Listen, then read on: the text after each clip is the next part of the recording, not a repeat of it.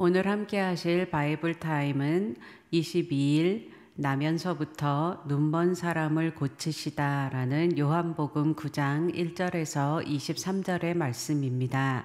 오늘 바이블 타임 본문 요약을 읽겠습니다.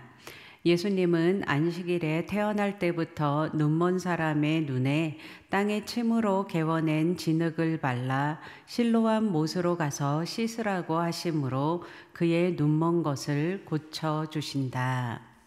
이 오늘 본문은 예수님께서 태어날 때부터 눈먼 사람의 눈을 뜨게 해주신 사건이 기록되어 있습니다.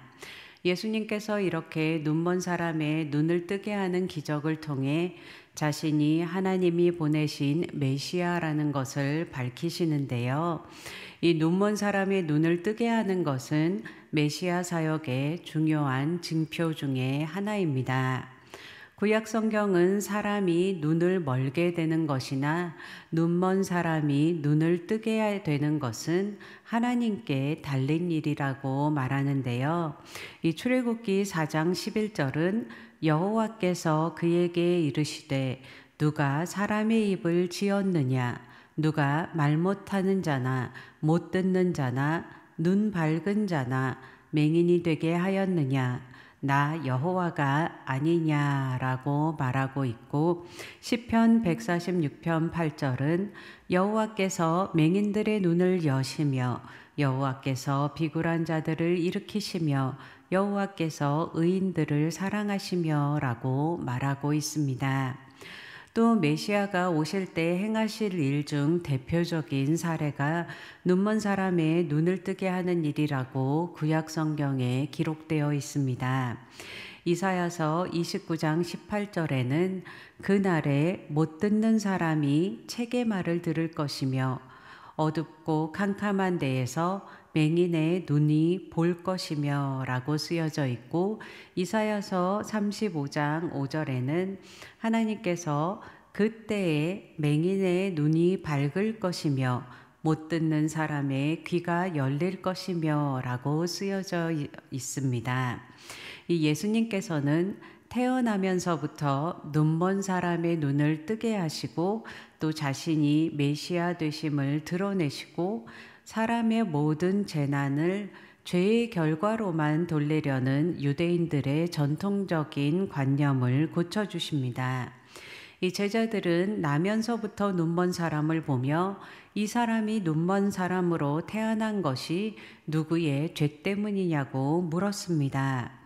이 당시에는 세균이나 바이러스의 개념이 없었기 때문에 어떤 질병에 걸리거나 장애를 갖거나 하는 일을 포함한 이 사람이 당하는 모든 재난을 죄 때문에 받는 벌이라고 여겼습니다.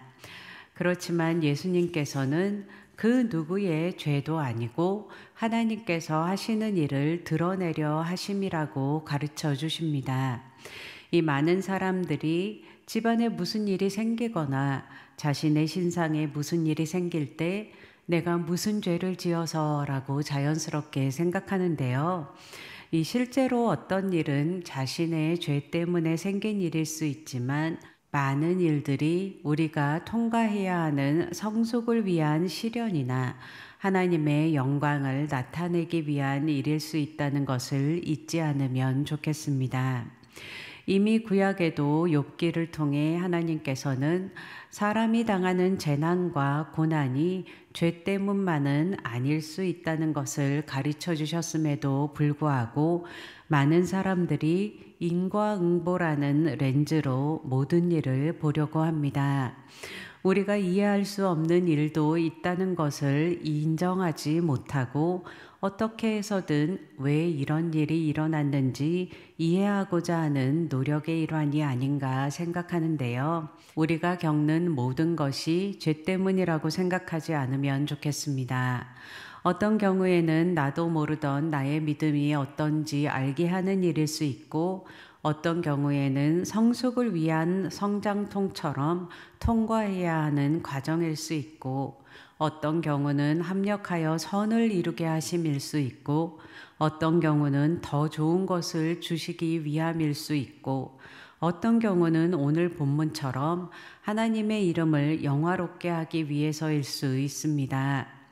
어떤 경우에도 선하신 하나님을 기억하며 우리에게 좋은 것 주시기 원하시는 하나님께 믿음으로 기도하며 나아가시길 축복합니다. 예수님께서는 4절에서 우리는 나를 보내신 분의 일을 낮 동안에 해야 한다. 아무도 일할 수 없는 밤이 온다고 하셨습니다. 여기서 낮은 활동할 수 있는 시간을 말한다면 밤은 활동할 수 없는 시간을 말합니다. 그렇기에 예수님의 삶에 비춰본다면 낮은 예수님께서 사역하시던 공생의 기간을 말하고 밤은 십자가 순환을 당하시는 시간을 말할 것입니다. 예수님께서는 자신이 십자가 지실 시간이 가까이 왔다는 것을 아셨고 시간을 허비할 여유가 없다고 밝히고 계십니다. 그리고 예수님께서는 태어나면서부터 눈먼 사람을 실로암 연못으로 보내셔서 눈을 씻고 보게 하셨습니다. 그런데 공교롭게도 예수님께서 눈먼 사람을 고치신 날이 안식일이었습니다. 사람들은 막 치유받은 이 사람을 끌고 바리새파 사람들에게 데리고 갑니다. 이 사람들은 고침받은 사람의 영혼의 자유나 구원, 행복과 같은 것에는 전혀 관심이 없고 오직 종교적 율법과 호기심에만 관심이 집중되어 있습니다. 우리의 관심은 어디에 있는지 생각해 보면 좋겠습니다. 한 영혼이 구원받고 치유받고 하나님의 자녀로 복된 삶을 누리는 데 관심이 있는지, 교회의 상식에서 벗어나는지 아닌지, 아니면 나의 기준에 부합하는지 아닌지에 관심을 갖고 사람들을 그 잣대로 보고 판단하고 있지는 않은지, 이 구원받고 치유받은 사람을 축복하기는커녕 진짜로 이게 맞는 거야? 어떻게 된 거지? 설명해봐 라고 추궁하고 있지는 않은지, 우리의 관심이 한 영혼의 구원과 치유, 회복에 있고 하나님 나라를 이루는 데 있기를 축복합니다. 이 바리새파 사람들은 예수님께서 메시아 되심을 확증하는 기적을 보이셨음에도 불구하고 안식일의 율법을 어기고 치유하는 행위를 했으니 분명 하나님께로부터 온 사람이 아니라고 단정짓는 사람이 있었고, 또 죄가 있는 사람이 어떻게 이런 이적을 행할 수 있냐고 하는 사람도 있어서 서로 논쟁했습니다. 이 계속해서 그들의 관심이 영혼 구원이나 긍휼에 있는 것이 아니라 교리 논쟁에 있음을 볼 수 있습니다. 결국 사람들은 고침받은 눈뜬 사람에게 예수님을 어떻게 생각하느냐고 물었습니다. 이에 소경은 억압적이고 논쟁적인 분위기 속에서도 그분은 예언자입니다 라고 자기가 생각하는 바를 담대하게 말했습니다. 이 눈뜬 사람처럼 믿음의 눈이 떠지고 상황과 환경이 어떠할지라도 믿음을 소신 있게 고백할 수 있는 우리가 되기를 소망합니다. 제가 마무리 기도하고 각자 가지고 계신 기도 제목을 가지고 계속해서 기도하시겠습니다. 주님, 우리의 눈이 가리워져 있다면 눈을 떠서 주님을 바라보게 하시고 우리의 관심이 주님의 관심과 같이 한 영혼의 구원과 치유와 회복에 있게 하여 주시고 그 어떤 장애와 방해, 위협과 고난이 있을지라도 우리의 믿음이 뒤로 물러서지 않도록 도와주시옵소서. 우리에게 좋은 것을 주시기 원하시는 주님 앞에 기도하오니 성령 충만하게 하시고 주님의 말씀대로 살아가게 하여 주시옵소서. 이 시간 드려지는 기도 가운데 친히 인쳐주시고 하나님 아버지의 마음을 시원케 해드리는 기도가 드려지게 하여 주시옵소서. 예수님의 이름으로 기도했습니다. 아멘.